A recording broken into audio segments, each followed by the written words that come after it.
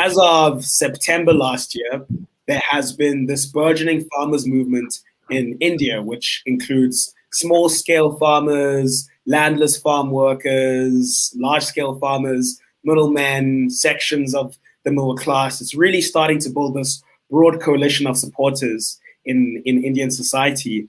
And basically, what they're mobilizing against is the set of laws that the Indian government tried to pass last September, which would transform India's agricultural sector and make it more corporate controlled and leave Indian farmers vulnerable to the tyranny of the market.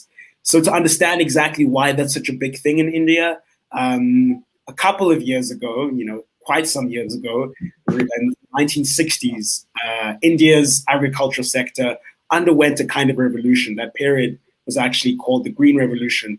And effectively what happened is, like most post-independent states, India had to confront this problem of how to both increase its agricultural output, but to do so in a way that was fair and sustainable, and most importantly, could distribute food to the masses, because the majority of India's population at the time, and even till today, is living under the poverty line and was food insecure. So they wanted to find a way in order to ensure that agricultural production in India primarily served the material needs of the Indian population.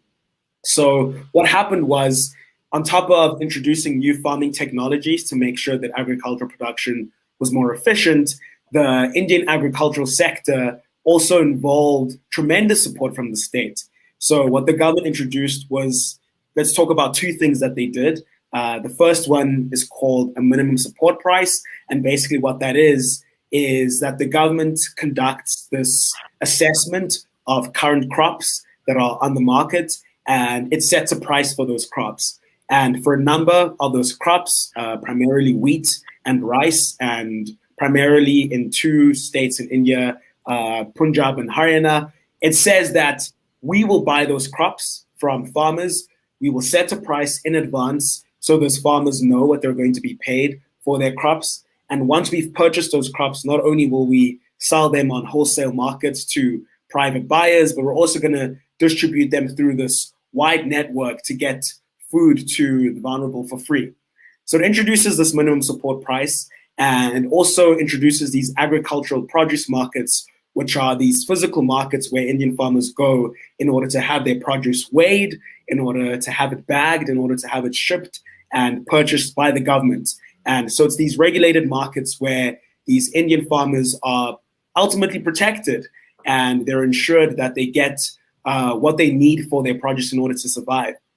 So what these laws do is it effectively rolls back the state's involvement in agriculture, and it leaves these Indian farmers vulnerable to the market, because the government aims to scrap the minimum support price. So now farmers will sell their produce for whatever the market rate is. And as we know, when it comes to any commodity, that fluctuates quite violently, which could leave farmers in a very insecure position. But it's also going to scrap these regulated markets, which would allow private producers to come in, or private buyers rather, to come in and purchase these products at any price that they want, and there'd be no recourse for the farmers.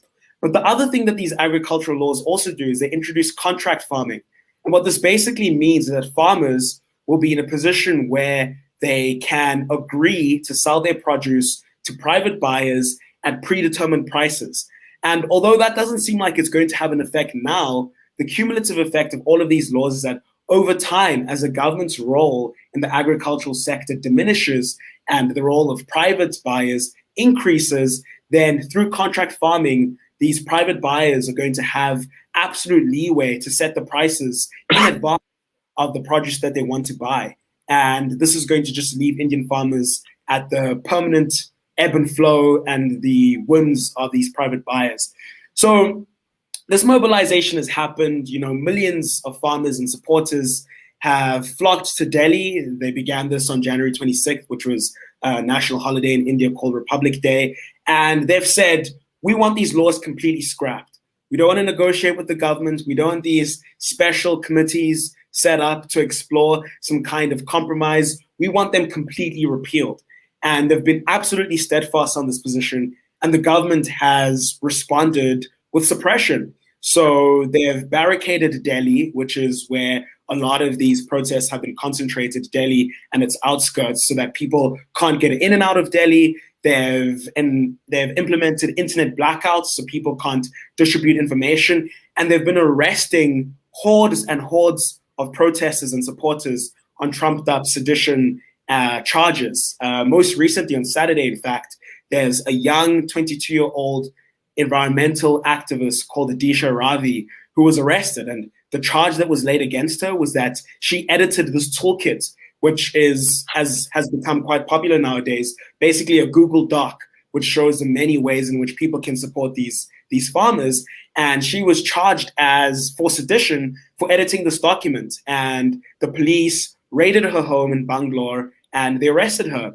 And the Indian government was particularly incensed because this document that she helped edit was circulated on social media by Greta Thunberg, the famous climate activist. So it's a serious mobilization. And the fact that it's continuing, the fact that people have remained steadfast, the fact that despite the government's many attempts to try and smear these people, to say that, they're just interested in securing their own bag, and it's not actually a revolutionary protest in the interest of the most vulnerable, the fact that government propaganda has been waged relentlessly to try and get people to believe that these protesters are these troublemakers, they've kept on going and they're getting more and more support. But miraculously, I think it's strange that across the world this is still underreported. Right. And I think that, and it's a bold thing to say, I think that this mobilization, in my opinion, might be more significant than any mobilization that we saw last year anywhere, more significant than Black Lives Matter, arguably because it's this direct confrontation with capital, especially since, the groups that want to pass these agricultural laws are these big businessmen in India. It's India's two richest businessmen, Mukesh Ambani and Gautam Adani, who want to get into agriculture because it's one of the safest ways in which you can make profit, given how sort of uncertain global markets are looking.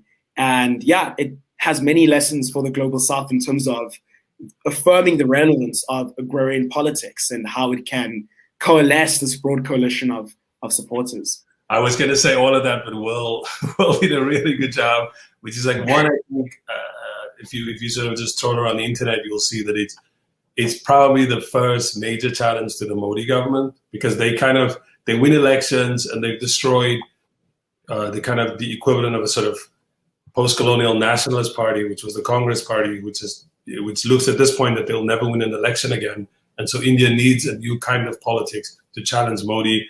And it's interesting, like when you talked about Ravi, I think there's this part about how these alliances between farmers and, if you want, young people in urban centers, like seeing those connections, I think this is what makes this part interesting. But I think we have to move to our first guest. If we could have a whole discussion. We should probably have a discussion about rural political movements and their potential